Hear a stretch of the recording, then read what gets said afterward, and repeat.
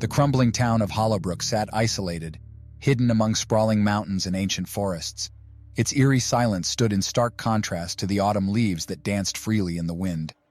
Adrian, a cartographer by trade, had arrived in Hollowbrook with a mission to map the uncharted territories that surrounded the town. However, his compass seemed useless here. It spun aimlessly, as if controlled by unseen forces. Wandering aimlessly through narrow streets lined with decaying houses, Adrian felt an unsettling aura. The eyeless windows seemed to watch him, and the towering spires of a dilapidated cathedral cast menacing shadows. He couldn't shake off the notion that he was not alone, as whispers filled the air, almost incomprehensible yet chillingly clear. "Turn back," they seemed to say, but the voice was drowned by his own ambition and curiosity. Adrian finally found himself in front of an archaic door, embellished with grotesque sculptures that appeared to twist and writhe when looked upon directly. It was as though the door was a living entity, beckoning him to enter. Hesitant yet compelled, he pushed open the door. An uncanny labyrinth awaited him, its walls covered in dark, organic material that pulsated rhythmically. The maze was an abomination of nature and architecture, an amalgamation of twisted trees, roots, and stone. It seemed to breathe as Adrian ventured deeper into its bowels. As he navigated through the labyrinth, he stumbled upon eerie paintings etched onto the walls. These illustrations seemed to narrate a history of sorrow, a lineage of souls who had gotten lost within this macabre structure. Time seemed to blur, minutes stretching into hours, hours into an indeterminable void. His footsteps echoed in hollow chambers, and he wondered whether he was moving forward or spiraling further into insanity.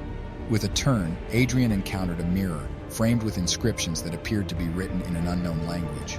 However, his reflection was distorted, twisted into a terrifying version of himself. Desperation began to settle in. Every turn led him deeper into confusion.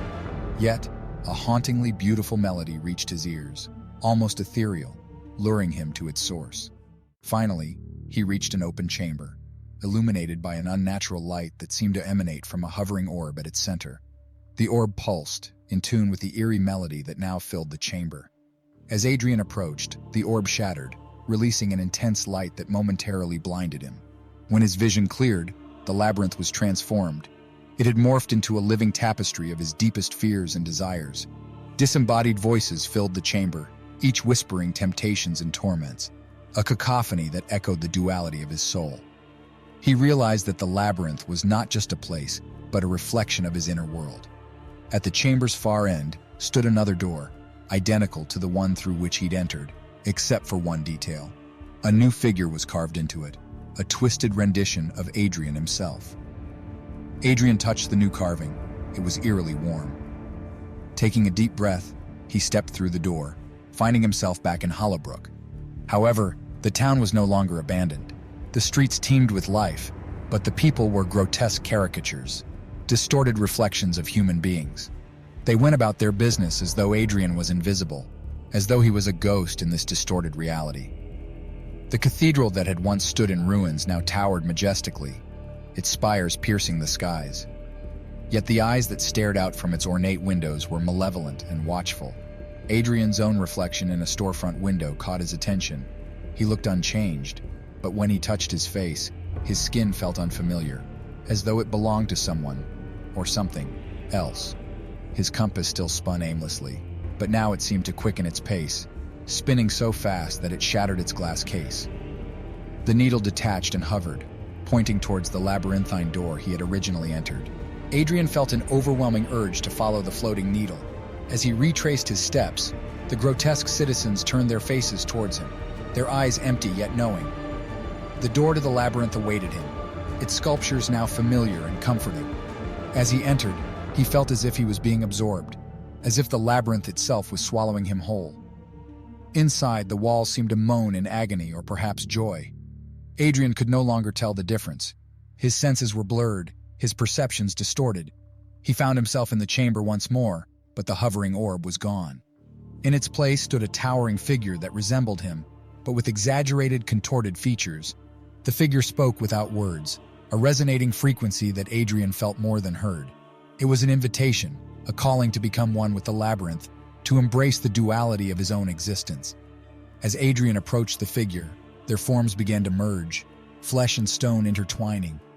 For a brief moment, he felt an overwhelming sense of dread, followed by an unsettling peace. With the merging complete, Adrian was no longer an individual, but a part of the labyrinth. He felt a connection to every twisted tree, every distorted soul that was entangled in this eternal maze. The door through which he had initially entered slowly dissolved, its form becoming part of the labyrinth's ever-changing structure.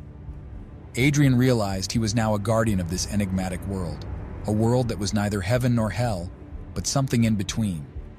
Time lost meaning. Adrian became one with the labyrinth, forever a part of its grotesque beauty and haunting sorrow. Yet, he was content, for he had found his place in a universe that defied comprehension. As years turned into eons, the labyrinth continued to evolve, ever complex, ever mysterious. And Adrian, now indistinguishable from its walls, waited for the next lost soul to venture through its ever-changing doors.